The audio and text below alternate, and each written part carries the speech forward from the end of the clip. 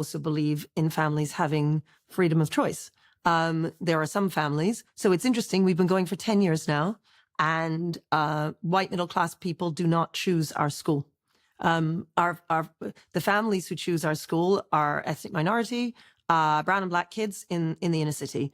The white families just don't choose us.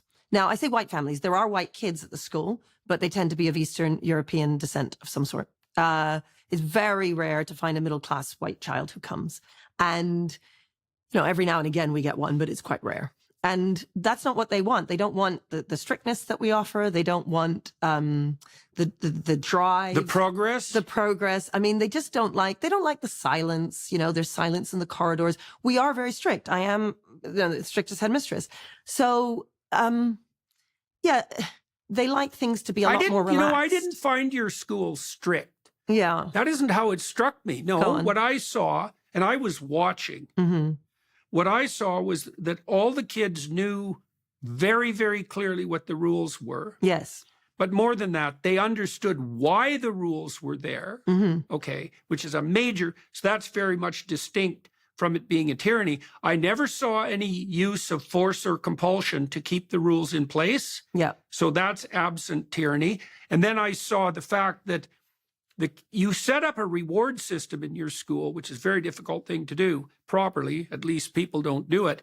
And I inquired in relationship to the children how it was that they marked their progress forward, their little badges and so forth that they carried with them quite proudly and without cynicism, I might add, which indicated to me that they knew perfectly well that they were being rewarded for the sort of behavior that was in their best interests, and that's what everyone was aiming for. And so because of that, they understood the reason for the structure of the rules, which also protected them and gave them security. And so I didn't see a bunch of kids that were cowed by Ms. Trunchbull, cowering in the hallways because they were afraid to open their mouths. I didn't see any of that, and I also didn't feel, you can feel an atmosphere of fear and oppression in a tyrannical institution.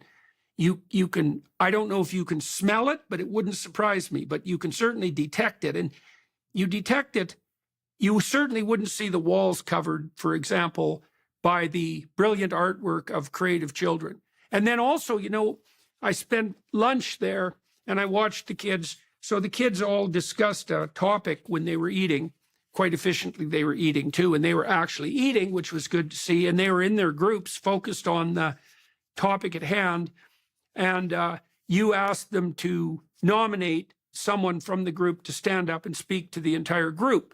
And that also, I found that also startling. And, I taught my kids when they were about 7 or 8 to speak in a manner that would be accessible and appropriate to a public audience, to stand up, not to squirm around, to figure out what the hell they were going to say it forthrightly, to use a certain amount of volume. You can train a kid to do that in about half an hour if you do the work, but it never happens. And so usually what you see in a school performance is you see these kids that no one has ever paid attention to, kicking their feet and looking at the floor and mumbling something so dull that no one with any sense could listen to it for more than about 4 seconds, embarrassing themselves, turning red, being catcalled, everyone talking around them, and everybody pretending that this is acceptable. And I saw zero of that at lunch. I saw kids stand up and everyone listen and them speak like very clearly and in a volume that made everyone listen. And I saw everyone listen,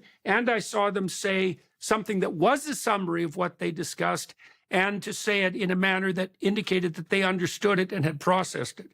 And so that ethos was permeated the school. And I'm certain from my observation that that was reflected in the children's respect for the rules. Your rules aren't restrictions, and they're not jail cells. They're the rules that you need to play a game.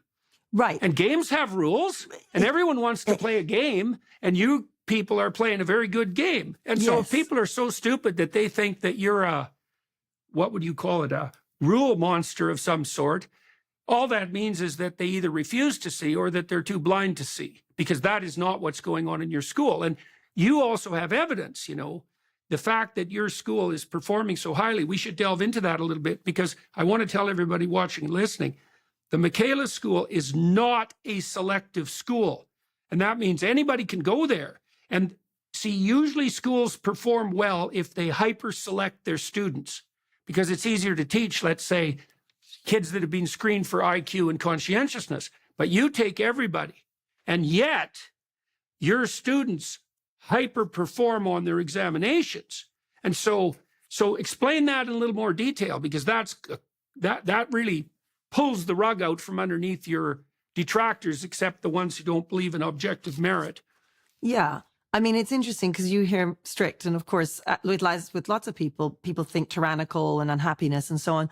I always say that strict is immersed in love. And when you're strict with children, it means you love them enough to keep your standards high for them. And I would say that most teachers and parents nowadays want to be friends with children, and they don't know that their duty is to have children rise up and meet them where they are, and to demonstrate to them over and over again what virtuous behavior is, so that they too can learn to be virtuous.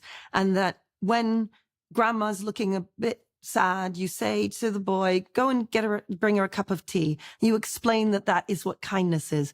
And every little moment of kindness in the particular, the child is able to do over and over again.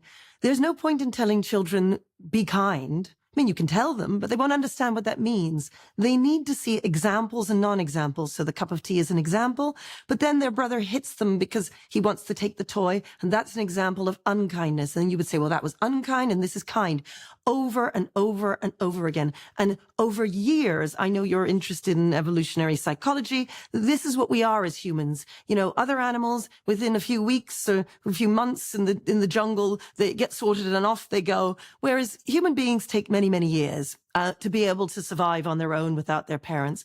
And the role of the parents and the role of the teacher should be to show them the particular over and over again, whether that's about gratitude or about duty or about kindness and so on. And then eventually they can move that to the abstract, and they'll understand what kindness is, having seen the particular of examples and non-examples so many times.